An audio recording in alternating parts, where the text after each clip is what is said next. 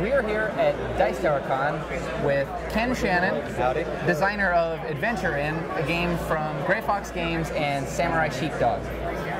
So, I don't know, set the scene. What kind of game is this? So, Adventure In is a very fast, sub 30-minute dungeon crawl. It has two modes. The one that I have set up here is a campaign mode for 1 to 4 players that's co-op, where you go through a series of dungeons, and each dungeon, whatever you obtain, you get to keep for the next dungeon and grow and grow. The second mode is a tournament mode for 2 to 6 players that, even with 6 players, still plays in under 30 minutes. And it's a competitive game where people can ally and break alliances at any given moment to try to get to the center and beat the big bad. All right. Both games are all included. So, can you give us kind of a quick breakdown of typical turn in this kind of game? Sure. So, on your average turn, you get 1 move and 2 actions. A movement allows you, let's go ahead and say that we're moving into the dungeon here. It allows you to enter the dungeon and go fight encounters. You can see this guy, let's say that I was him. He would be able to fight against this monster using a D6, whereas if he gained this ability here, he could then use a D8 instead. All right. The second thing I can do is I can play cards. I have a deck. I have a hand of cards, and I can take any card from my hand and play it. Treasures allow me to increase myself and improve my abilities. There are shadow cards that let me do instant effects, kind of like in Magic, and also can later on do bad things to other people in the tournament mode we were talking about. And then finally, we have encounters in our hand where we can place them in darkness to allow us to get deeper into the dungeon, or we can discard them to get ourselves some money to go to the tavern and buy stuff.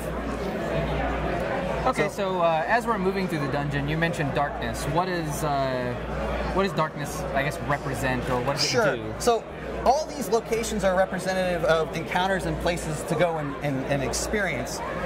Darkness is a place that's been completely overrun by the bad guys, and the only way to get it back is to find a map to a new location in that general area. Otherwise, as you move into it, it goes dark.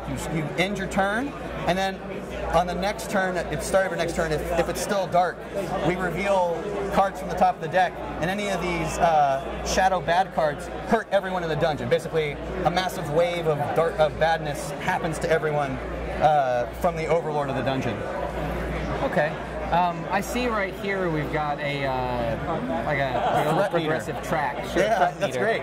So what's going to happen is on each turn, if you don't defeat something, if you don't beat up a monster or you don't beat up an encounter, this is going to slide on down. If it gets all the way down to the bottom there, we die.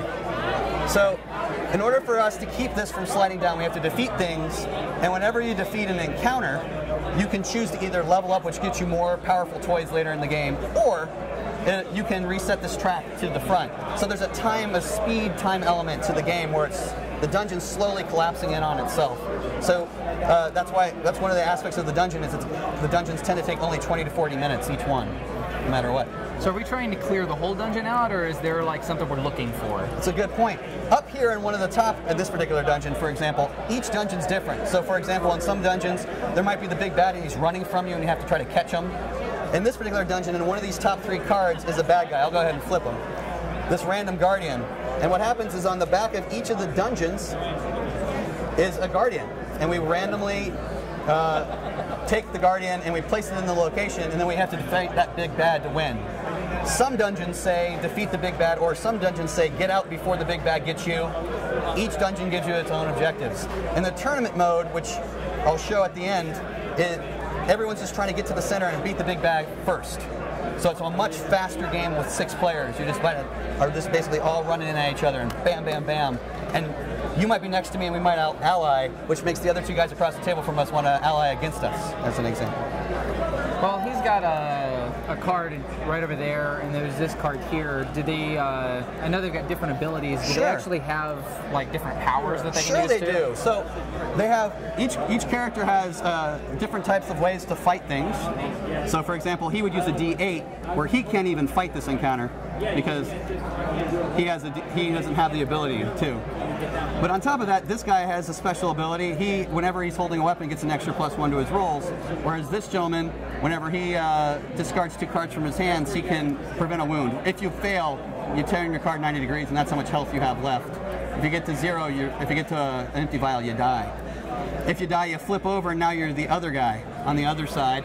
If he dies, you're out in the tournament mode, or the dungeon's lost in that mode.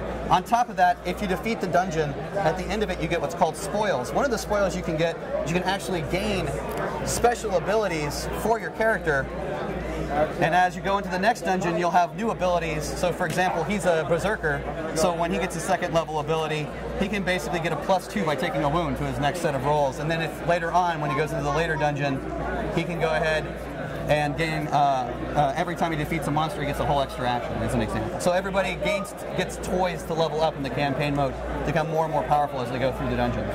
So you said if somebody actually dies twice, everybody loses? Or Yes, it's a cooperative game. So in the cooperative mode, if any one player loses both their characters, you're out. Whereas in the tournament mode, that's one way to win the game, is get everyone else out and be the only person to go out and defeat the monster at the end. Gotcha, win by default. We can look at that real quick. Yeah, absolutely. So basically in the tournament mode, which is, again, it's a much master game. The campaign is for if you want to sit down with 1 to 4 players or you're by yourself. That's what the campaign mode's for. If you're trying to get like a real fast game in with 4, 5, 6 players, this is what the game you want to play.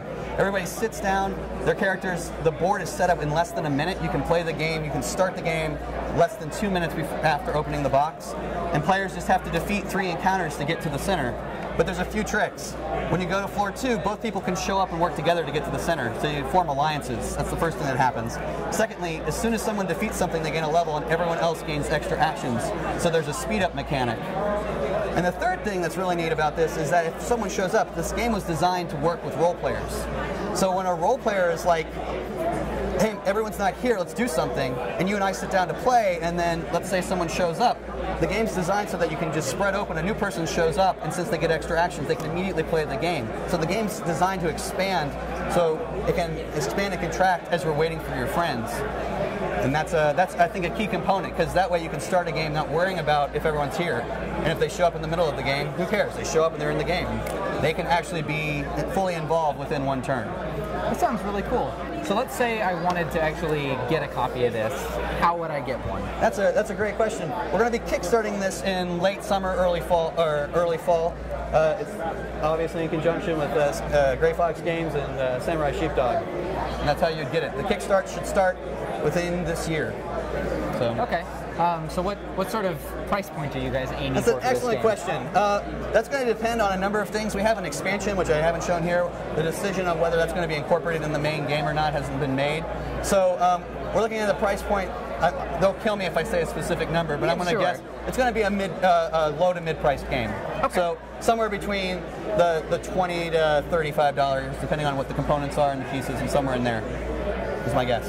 And it's a lot of stuff, as you can see. Yeah, it really is. Along with, comes with a lot of meeples, comes with dice, lots of tokens. It's kind of like 2 games in one. Yeah, and it is literally 2 games in one. All right, well, I think that's all I've got for you, so thank you for your time. Thank you so much. I appreciate it.